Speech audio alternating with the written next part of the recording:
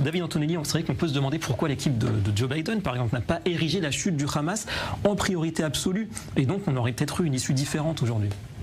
Oui, tout à fait, c'est une très bonne question. C'est intéressant de voir qu'Amir Badran représente vraiment le narratif, encore une fois, de plus du Hamas. Et c'est vrai que on voit que ça lui déplaît que ce régime tombe, puisqu'il appelle, pour lui, ce ne sont même pas des terroristes, ce sont des soldats. Je ne suis pas leur porte-parole. C'est intéressant. C'est intéressant. Mais on est habitué. Mais par rapport à Biden, c'est intéressant, David, de soulever cette question, parce qu'on voit vraiment la différence qu'on peut avoir, nous, Israël, par rapport à ces deux administrations. Et je crois que les rapports que nous avons avec l'administration Biden sont des rapports qui sont axés vraiment sur eux, surtout sur le stratégique. Ça veut dire quoi? Ça veut dire qu'il y a une main tendue toujours vers Israël, mais une main qui repousse aussi.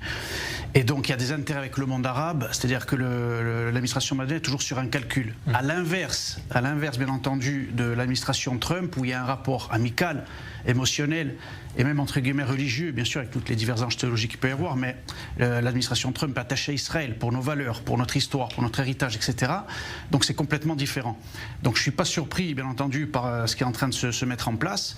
Et l'idée qui a été soulevée cette semaine, notamment de l'administration Trump, de déplacer finalement les Arabes de Gaza, les Gazaouis, c'est rétablir d'une certaine manière une certaine justice et aussi mettre finalement aujourd'hui l'Égypte et la Jordanie en face de leurs responsabilités. Moi je l'évoquais souvent, David, ces pays-là en réalité, lorsqu'ils ont déclaré la guerre à Israël et qu'ils l'ont perdue, c'était une stratégie pour eux de laisser finalement des gens, des apatrides, alors qu'ils savaient très bien qu'ils étaient originaires de ces pays-là.